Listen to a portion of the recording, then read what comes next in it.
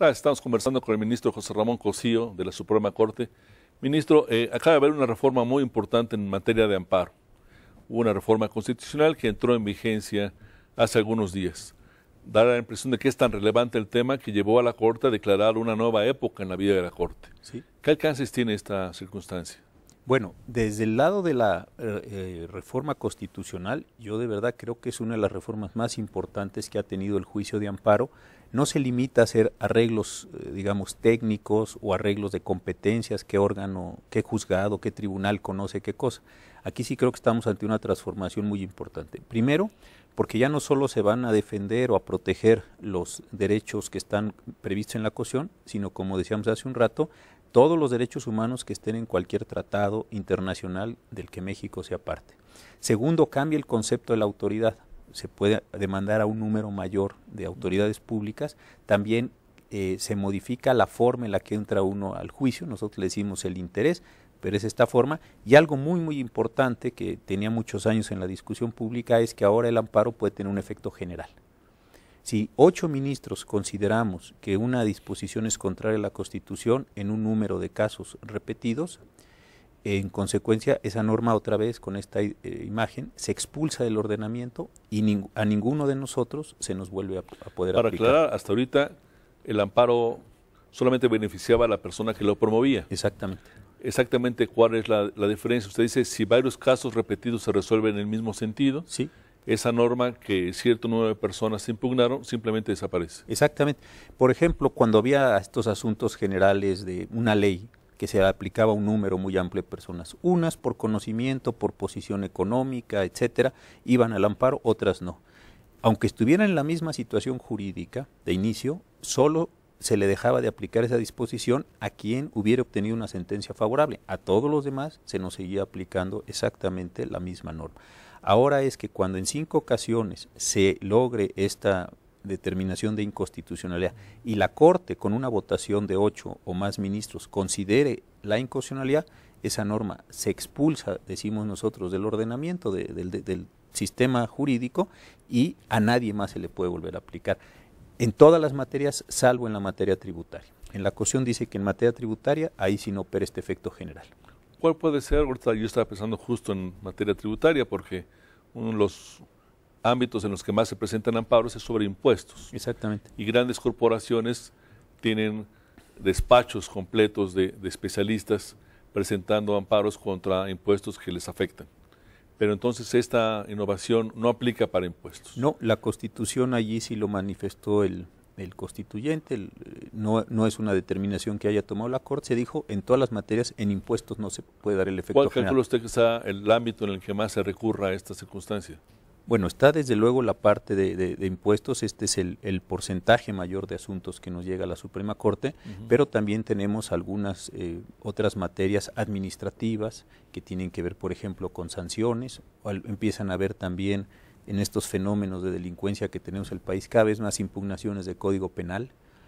También hay esta otra parte que es muy interesante de ver cómo la sociedad se acude a la Suprema Corte, por ejemplo, en materia de derecho familiar, con estos temas de discriminación entre el hombre y la mujer. Es decir, si hay una actividad creciente de la sociedad llevando temas a la Suprema Corte y en general a los órganos del Poder Judicial de la Federación, entonces creo que es muy valioso que se haya generado este efecto general. Lástima que la materia tributaria no quedó comprendida, pero en fin, esa es una decisión que la Corte no puede revocar, pero sí que se genere esta condición mucho más igualitaria en la protección de todos ante la ley. Justo en el momento en el que entró en vigencia la reforma constitucional en materia de amparo, se esperaba, de acuerdo con la propia reforma, que el Congreso emitiera una ley reglamentaria. ¿Qué fue lo que pasó ahí? Porque da la impresión de que estuvimos algunas horas en el limbo, o que pudimos haber estado en el limbo, si no hubiera existido una resolución de la propia Corte instruyendo a los jueces de cómo tenían que aplicar esta reforma constitucional. Sí. Da la impresión de que en ese momento la Corte sustituyó la tarea del Congreso. Bueno, la reforma constitucional se aprobó en junio, el 6 de junio. Después, ¿qué es lo que sucede? El propio constituyente se puso un plazo de 120 días para emitir la nueva ley de amparo. entró el periodo ordinario el 1 de septiembre, bueno, vienen todos los temas estos del 8 de septiembre de política fiscal, etcétera, y pues para el día 6 de octubre no estaba lista la ley de amparo. Entonces, efectivamente, la Corte, ¿qué es lo que dijo? Bueno, primero, entró en vigor la nueva ley de amparo, las reformas constitucionales al amparo. Bueno, nosotros estamos entonces ante una situación donde nos regimos por la Constitución. Segundo, son tan trascendentales los cambios que nosotros vamos a crear una nueva época del Semanario Judicial de la Federación, que es la 10ª época del Semanario Judicial de la Federación.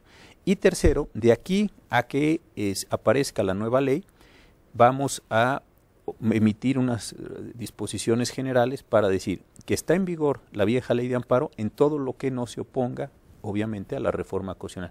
Y con este régimen transitorio es con el que hemos estado trabajando en estos días. Pues fue un momento delicado, ¿no?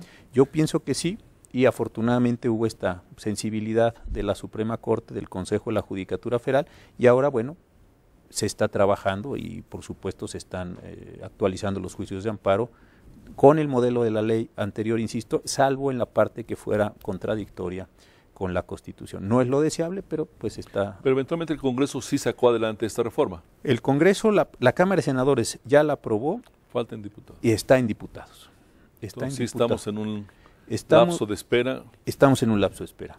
Y a lo mejor usted no me lo puede decir, pero en una nueva demostración de que los políticos no se ponen de acuerdo para temas fundamentales.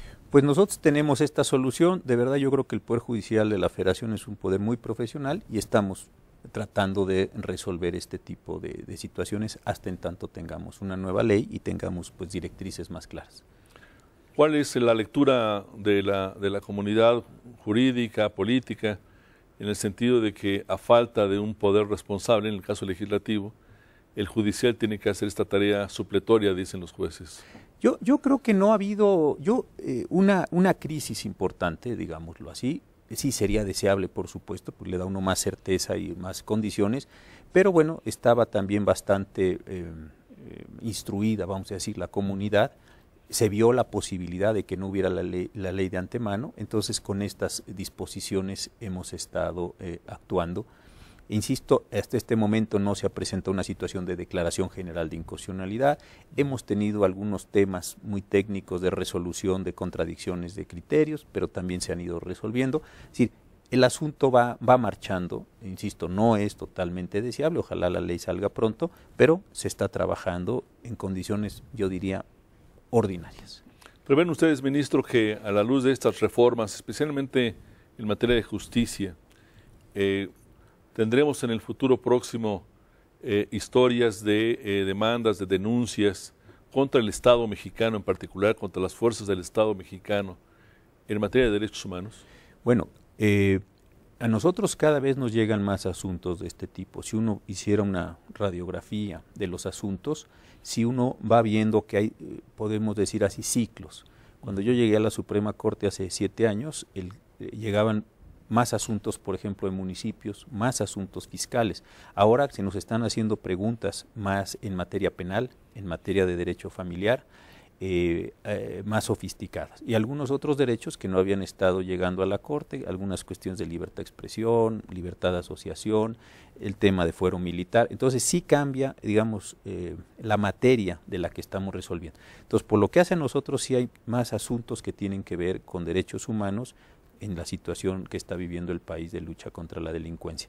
Pero también uno, pues ahí están todas las fuentes y son de acceso público. En la Comisión Interamericana, que está con su sede en Washington, se han presentado un número realmente importante de denuncias en contra del Estado mexicano.